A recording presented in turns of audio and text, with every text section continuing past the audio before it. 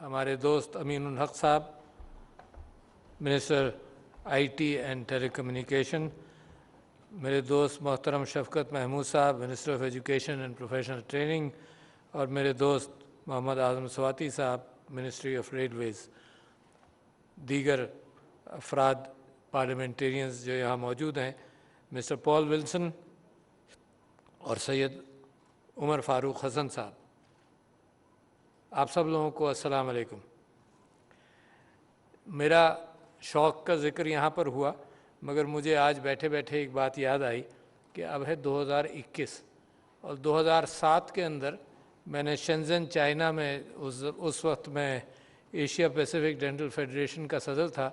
मैंने शेंज़न चाइना में ये बात की थी कि एजुकेशन जिस अंदाज से ओवर द क्लाउड पाकिस्तान को अवेलेबल होनी चाहिए, तो पाकिस्तान और ऐसे डेवलपिंग कंट्रीज़ बहुत ज़्यादा तेज़ी से तरक्की करेंगे अगर ये सब चीज़ों को हम इंफॉर्मेशन को यूज़ करें। और मैंने एक मिसाल ये दी थी कि जहाँ से मैंने मास्टर्स किया था यूनिवर्सिटी ऑफ मिशिगन से 1975 में, उस जैसा इंस्टीट्यूशन पाकिस्तान में 2007 में जब भी मौजूद नहीं था। मगर मेरा कॉन्फिडेंस ये था कि अगर तालीमी मवाद ओवर द नेट और ओवर द क्लाउड अगर पाकिस्तान में अवेलेबल हो जाए तो हमारे यहाँ भी डेंटिस्ट उसी मयार का पैदा होगा जिस मयार का दुनिया में पैदा होता है।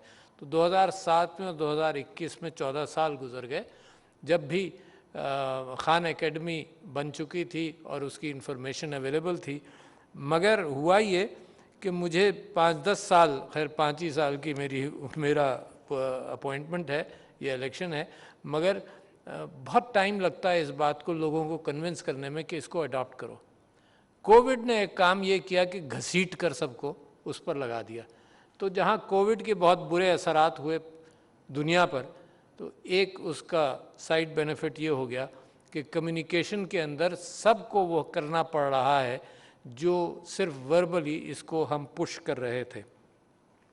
मैं समझता हूँ कि ये इर्तिका की कैफियत है, इंसान के इर्तिका की। क्या मैं आपसे अर्ज़ करूँ, पहले इंफॉर्मेशन जो थी वो हाथ की लिखी हुई किताबों में थी या ज़बानी थी। एक ज़माना तो गुज़रा कि ज़बानी चलती रही, फिर हाथ की लिखी हुई किताबों के अंदर आ गई। तो लिहाजा स्कूल, मदरसा और प्रिंटिंग ने उसको प्रमोट किया। तो हमने फैक्ट्रीज़ ऑफ एजुकेशन बना दी कि फैक्ट्री का मतलब ये कि जनाब 10 साल यहाँ पढ़ोगे और उस असेंबली लाइन से तालीम निकल कर गुजरेगी। अच्छा, इंफॉर्मेशन इतनी बढ़ती चली गई कि अब वो किताबों की जीनत नहीं है, लिहाजा किताबों की कैफियत अब होती जा रही है कि वो अंदर थ्रेट है। उसकी एवोल्यूशन के अंदर अखबार ख़त्म हो रहे हैं, किताबें ख़त्म हो रही हैं या कम होती जा रही हैं, और जो क्लाउड के अंदर इंफॉर्मेशन है वो हर शख्स तक पहुंचने के काबिल है। तो बहुत बड़ी तब्दीली हुई। मगर इन्फॉर्मेशन है क्या, मैं आपकी सोच के अंदर इस बात को डालना चाहता हूँ कि इन्फॉर्मेशन कितनी बढ़ गई। पहले इस बात का इम्कान था कि अरस्तु या सुकरात साइंस की भी तालीम उसको थोड़ी दे सकते थे, फ़लसफ़ा भी और थोड़ा सा मेडिसिन के ऊपर भी। अब इन्फॉर्मेशन इतनी बढ़ गई है कि लाखों अफराद के अजहान के अंदर भी वो बैठ नहीं सकती। मेरे और आपके आजकल तो बड़ा शौक़ है हम सबको गीगाबाइट्स के अंदर और इन सब चीज़ों के अंदर बात करने का।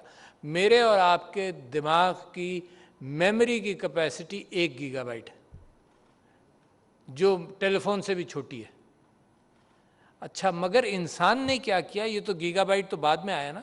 इंसान ने ये किया कि जैसे जैसे उसकी रीच थर्ड इंडस्ट्रियल रेवोल्यूशन तक बढ़नी शुरू हुई, तो उसने ये किया कि काम तो मैंने बहुत करने हैं, मेरे एक जहन में ये बातें आएंगी नहीं, तो लिहाजा मैं लोगों के इश्तराक के साथ करूं।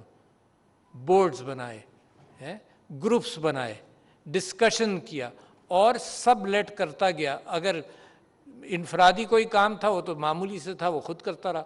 मगर कोई कंपनी बनानी थी तो 10 आदमियों को हायर किया, क्योंकि उनका इंटेलेक्ट फिजिकली उसके अंदर आ गया, शामिल हो गया। तो 10 दिमाग हो गए एक के बजाय। तो फैक्ट्रीज और बिजनेसेस इसी अंदाज से सेटअप हुए। मगर अब ये इन्फॉर्मेशन इतनी बढ़ गई कि उन दिमागों के बस के अंदर भी नहीं है। तो लिहाजा एक नया दौर आ रहा है जो बड़ी तेज़ी से आ रहा है, जिसके अंदर ये इन्फॉर्मेशन से कोई ना कोई लिंक मेरा और आपका बनेगा जो आज मैं और आप वाकिफ़ नहीं है। एक लिंक तो ये बन रहा है कि क्लाउड के अंदर अब सारी इंफॉर्मेशन है। अब गूगल क्लाउड क्या कह रहा है? गूगल क्लाउड कह रहा है कि इतनी इंफॉर्मेशन है कि तुम अपने यहाँ अपने प्रेमिसेस में रख नहीं सकते, सिक्योर नहीं है। हम क्लाउड पर सारी सर्विसेज तुमको देने के लिए तैयार हैं, तुम अपने घर में अपनी मिनिस्ट्री में रख नहीं सकते। फेशियल रिकग्निशन प्रोग्राम है, जो डेटा है इंटरनेट ऑफ थिंग्स से जो आएगा, by the way internet of things का स्पेक्ट्रम जो है वो पाकिस्तान में मुफ्त है ना। तो इंटरनेट ऑफ थिंग्स सेंसर्स इतने हैं कि मेरी और आपकी जेब में सेंसर है, हर जगह हज़ारों लाखों कैमराज हैं, उनके सेंसर्स हैं। हर चीज़ अब सेंसर के ज़रिए ये पता चल जाएगा कि आप इस कमरे से उस कमरे में गए हैं।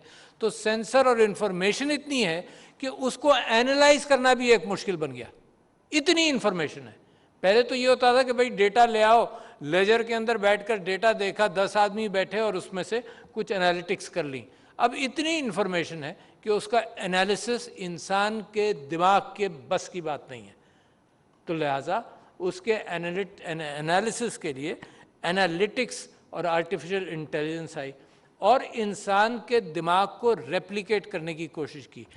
न्यूरल नेटवर्क्स के ज़रिए, जो मुझे भी समझ नहीं आते, न्यूरल नेटवर्क्स के ज़रिए डेटा को एनालाइज किया जाता है। और मैं आपको मिसाल दूं, मैं तो बड़ा शौक़ से इन चीज़ों को फॉलो करता रहा हूँ। तो एक डीप ब्लू कंप्यूटर बना था शायद सन 2000 में, उसने गैरी कैस्परॉफ को हराया बहुत बड़ी चीज़ थी।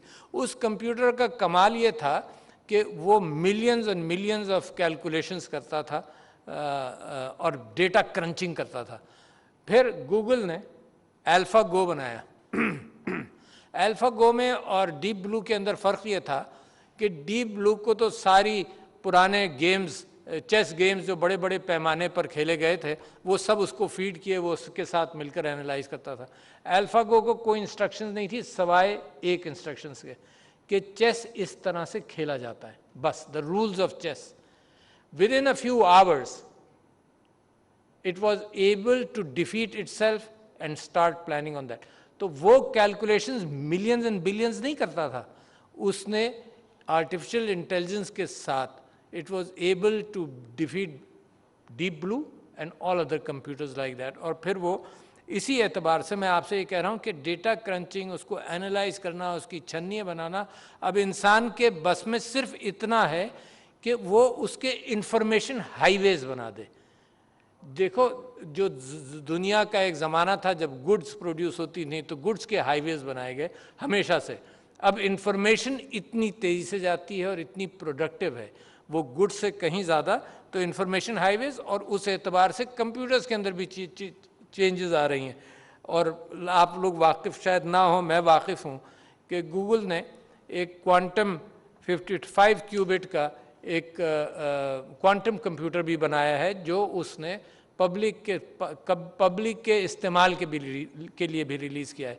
मैं आपको बता नहीं सकता क्योंकि ये साइंस की क्लास नहीं है कि क्वांटम कंप्यूटिंग कितनी बड़ी चेंज लाएगा, जो लाखों के अंदर नहीं, millions of times more efficient than the existing computers, millions of times more efficient than existing computers. तो गूगल ने 55 क्यूबिट का बनाया, but is still working on that.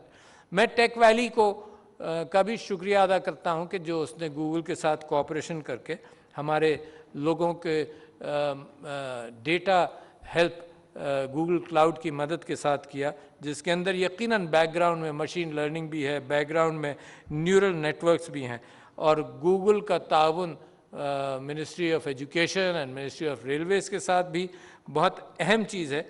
और ये सारी चीज़ें फेशियल रिकग्निशन या जो भी स्मार्ट सिटी के हवाले से जितनी भी बातें हों, ये again that's where the cloud becomes important, कि it is not possible to have it on your own stuff. अच्छा, 2013 के अंदर, अच्छा क्योंकि मैं हमेशा शौकीन रहा टेक्नोलॉजी का और रीच का, देखो इंसान की रीच बढ़ गई। यानी पहले हम टेलीफोन कर कर किसी एक से बात करते थे, आज आप मैसेज भेजते हैं लाखों को, तो रीच बढ़ गई। उसके साथ साथ आपकी एफिशिएंसी बढ़ गई, कम्युनिकेशन स्किल्स बढ़ गई हैं। तो ये जो मामला है ये वक्त के साथ साथ तेज़ी से बढ़ता जा रहा है। तो 2013 में मैंने क्या किया, मैंने कहा कि यार मैं इलेक्शन लड़ रहा हूँ एक जगह से, अच्छा मुझे नक्शा चाहिए और नक्शे पर सारा डेटा चाहिए, बड़े कंप्यूटिंग कंसर्न्स को पाकिस्तान में भी मैंने कहा, सबको कहा कि यार मुझे नक्शे पर डेटा डालना है, मसाजिद कहाँ कहाँ हैं, मेरे वोटर कहाँ कहाँ हैं, बाज़ार कहाँ कहाँ हैं, everything that can be on my mind. कुछ नहीं मिला। लोगों ने कहा कि जी सुई गैस का डेटा ले लो, ये घरों का डेटा देंगे, उसको वोटर लिस्ट के साथ मैच करना। मगर मैं सेक्रेटरी जनरल था अपनी पार्टी का, बड़ी फिक्र थी मुझे कि कोई ऐसा प्रोग्राम मिल जाए जिसके ऊपर ये सब कुछ हो जाए। 2016 के अंदर या उससे पहले गूगल मैप्स ने प्राइवेट रीच दी। अच्छा, गूगल मैप्स ने क्या किया, तो लिहाजा मैंने अपनी कॉन्स्टिट्यूंसी के मैप को गूगल मैप पर डिमार्केट किया। उसके ऊपर कैपेसिटी ये थी कि 200 या 250 लेयर्स डाल सकता था। मस्जिदों की लेयर डाल सकता था, वोटर्स की लेयर डाल सकता था, दुकानों की लेयर्स डाल सकता था, घरों की लेयर्स डाल सकता था, लोगों की लेयर्स डाल सकता था। तो that increased my efficiency to win an election. तो लिहाजा ये जो कैफियत है, टेलीफोन्स ने आसान कर दिया, फिर इन सारी चीज़ों ने जो आसानियाँ पैदा की, उसके अंदर मैं समझता हूँ कि गूगल ने खुद ये बात की कि ट्रांसपोर्टेशन के अंदर it can be of great help. आजकल आप ये देख लीजिए सीसीटीवी कैमराज मिसाल के तौर पर, what is that, is just your witnessing things happening on the street.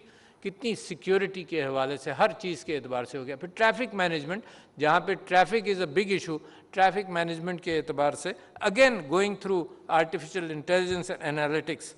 Health and human services बहुत बड़ी चीज़ है। जो आपके पास NCOC के पास या हेल्थ के अंदर जो डेटा है, वो हम इस काबिल नहीं है फ़िलहाल कि उस डेटे को हम समझ सकें। तो लिहाजा with all these tools health and human services बेहतर होंगी, स्मार्ट सिटीज़ यकीनन बेहतर होंगे। और सिर्फ इशू ये है जिसकी वजह से पाकिस्तान अभी इनसिक्योर महसूस करता है कि डेटा सिक्योरिटी है कितनी। आज सुबह अगर मैं यहाँ ताख़ीर से आया तो उसके अंदर तकरीबन 1 घंटे की मेरी मीटिंग थी डेटा सिक्योरिटी लेवल्स को बेहतर करने की, और पाकिस्तान का इसके अंदर कोऑपरेशन कहाँ कहाँ हो सकता है। आखिर में मैं आपसे एक और विज़न की बात करता हूँ।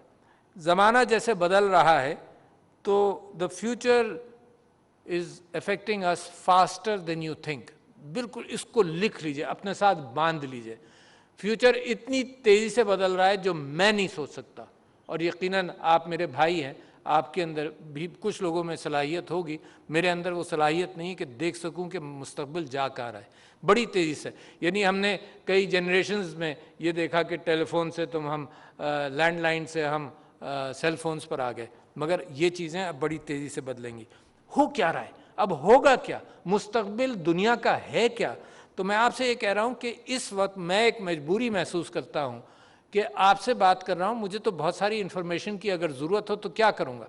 तो मेरा और इन्फॉर्मेशन के साथ एक कम्युनिकेशन या तो ज़बान का है या मैं टाइप करूँगा। ज़बान का भी अब आ गया है, वरना मैं टाइप करूँगा और मैं फिर कंप्यूटर से लिंक करूँगा। पहला ज़माना, पहली चेंज ये होगी कि मेरे थाट प्रोसेसेस के साथ इन्फॉर्मेशन के साथ लिंक बनेगा। That's a huge change which is experimental but which is visible. So let me predict कि 10 ईयर्स में ज़रूर ये चेंज आ जाएगी कि मेरे थाट प्रोसेसेस के अंदर मैं उस सारे डेटा को लिंक करूं। ये मेरी एफिशिएंसी को और इंसान की एफिशिएंसी को millions and billions of times बढ़ाएगा। That is probably in the routine way it is called cyborg कैफियत के इंसान और कंप्यूटर लिंक हो जाए। दूसरा लेवल फिर इससे ज़्यादा का है जिसमें लोग ये कहते हैं कि जितनी तेज़ी से हमारा डीएनए चेंज होता था 10,000 साल में, evolutionary change, DNA is the artificial is the algorithm in carbon, hydrogen and oxygen के अंदर वो एल्गोरिथम है। जो सिलिकॉन के अंदर एल्गोरिथम है उसकी ability to change is very fast.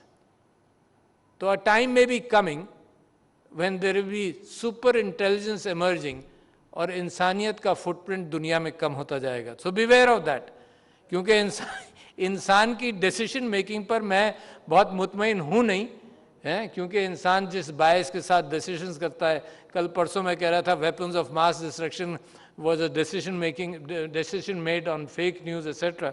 तो इंसान की डिसीजन मेकिंग पर मुझे इतना भरोसा नहीं, मगर आप ये देख लीजिए कि डिसीजन मेकिंग अब कार, स्मार्ट कार्स के अंदर आ रही है, बहुत सारी चीज़ों के अंदर आएगी।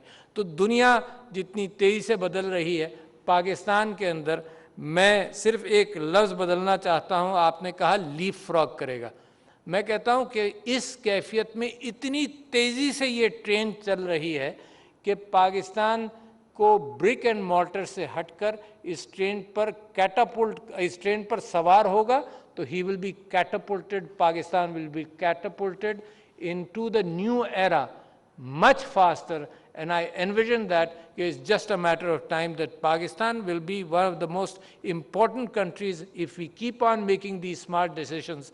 Will be one of the most important countries in the Committee of Nations. इस ड्रीम के साथ और इस ख्वाब के साथ मैं आपसे इजाज़त लूँगा। बहुत शुक्रिया। अस्सलाम वालेकुम।